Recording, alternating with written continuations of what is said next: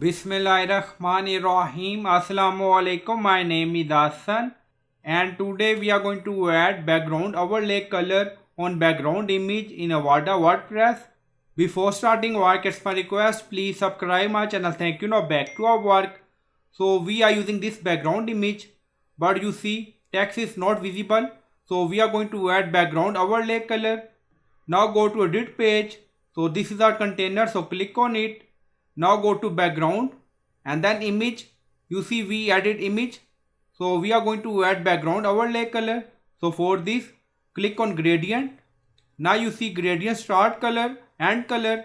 Now select black color and then opacity. So we set 0.5 opacity. Now you see set. Copy this and then paste here gradient and color. So we added opacity background overlay color on background image by using gradient and then click on save and then click on update. Now page updated done. Go to contact page and refresh the page. So you can add background overlay color with opacity according to requirement. Now you see. So I hope you like this video. Please like, comment, share, subscribe. Thank you for watching.